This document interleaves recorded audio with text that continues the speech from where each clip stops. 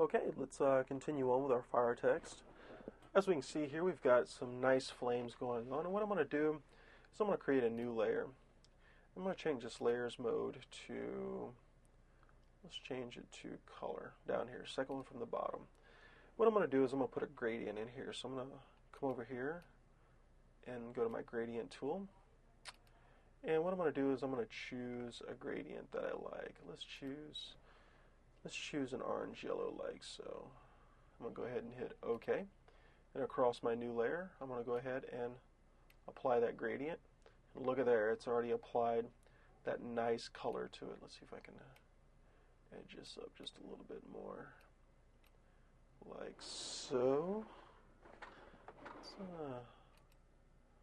not so bad. Let's actually change my gradient a little bit. I want a little, let's change my color to, let's change this one to a bit of a red or darker orange. There we go. Let's change this one as well to, let's change it to a reddish color. Go ahead and hit OK on that, like so. Now let's try it. A little bit too clowny. Let's change our yellow color on the inside and pick a little bit darker, or maybe a little bit orangish yellow color, a goldish color. Say OK.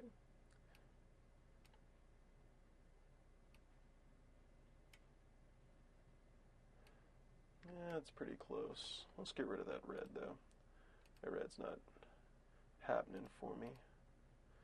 Double click right there, and let's go back up to our orangish colors.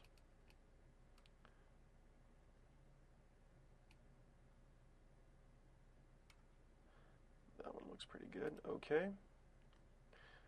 Okay, and this is the part about really getting in here and working in it, is the details you decide to use on it. So that's not so bad. So we'll keep this. What we're going to do is we'll pause here and we'll pick this up in the next part.